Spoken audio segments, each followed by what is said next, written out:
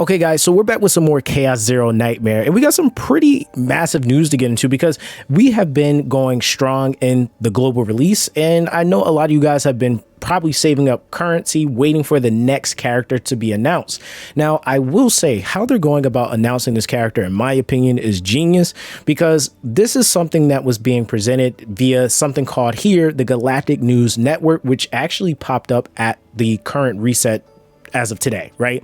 Now, the thing is, okay, if we go to the event description, it actually says log in daily to get the latest news relative or related to the Galaxy Chronicle. And then it says the event goal is to log in for 7 days during the event to obtain 350 crystals. Now, that's number one, free crystals, right? But on top of that, this is also getting close to the period, like if we're talking about from now within the next 7 days, that's going to be pushing us really, really close to the time frame where if we go over to the rescue, Haru's banner is going to be up in 11 days and 21 hours, right? So that means that we should be obviously getting full information of this next character that's going to be coming. And what I find to be really cool about this is that, number one, I'm not really too sure how that's going to be on this game. Like, you guys all know, like, how like people leaking and stuff like that gets in different gachas.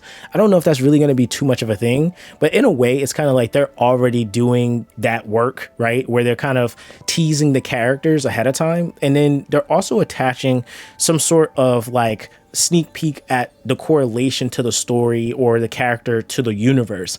And I think that this is one of the things that, in my opinion, I feel like and I'll probably talk about this in another video, but it's one of the things that I think for those of you guys that watch me because you came from Etheria Restart or even from the other games we were playing like Tribe 9, like you have to have a reason as to why players are summoning or aiming for these characters.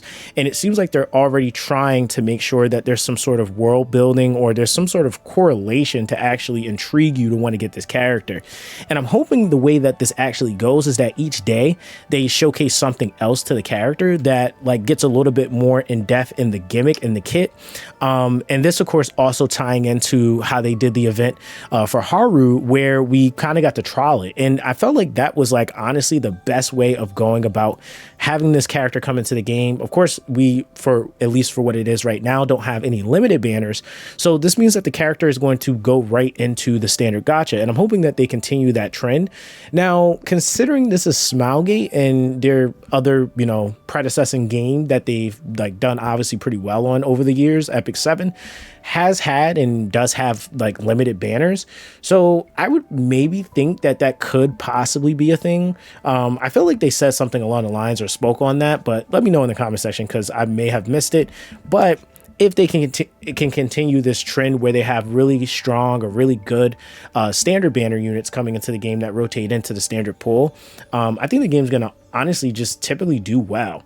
Now, the other thing is too, and what I'm really hoping is that this is a character that, for what it's worth, I really don't think that there's anything that I could say in terms of damage that we need in the game right now.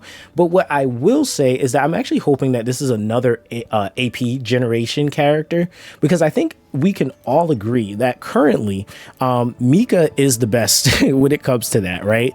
I don't think that anyone's going to argue that Mika is the best AP gen character, period. And granted, she is free, but I also feel like that's kind of one of those things that like sets your game up for like honestly for success, is because you can have a really, really strong unit that's given for free like that. If you do add another AP gen character that maybe say like is also really, really good, it's not a need, right? It's like, okay, if I want this character, then sure, I can go for this character and that's really cool.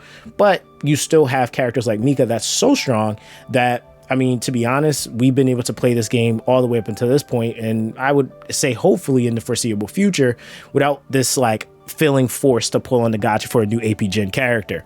Now, again, I feel like overall the balance has been pretty like it's been pretty relatively close. I will say this. I do feel like there are some characters that are a little bit harder to use or even to build than some other characters. But when you get them to the point, then that's where you start to kind of see all of the characters like level out. But I personally would really like to see like maybe another AP Gen character. And that's just because I want to actually have another AP Gen character for my other teams. Like you can kind of get some of the other characters to do it. And I would even say some of your DPSs, like you can get them to get cards that like after you do, you know, AoE damage or upgrade card, then it will generate some AP, like 1 AP or something like that. But I mean, again, like I said, with Mika, with the wave, and then also the AP gen with the heal, it is like honestly just super broken, right? Like it just really is. So yeah, that is what we basically have coming into the game. Again, I'm actually pretty excited, and I'll probably do a couple of other videos where we kind of get a little bit more into the unveiling of this character's kit. I'm hoping that they really honestly just continue to listen to players' feedback, and of course, like, just with everything that's been happening, and continue to fix all the bugs or whatever issues that are already pre-existing in the game. But let me know what you guys think. Do you think that there are other things they should be doing as far as marketing? You know, should they be, you know, doing, I don't know, whatever it is you might think they need to be doing? Let me know in the comment section down below. But yeah, guys, that's basically going to be that with this one, and I'll catch you guys in the next one.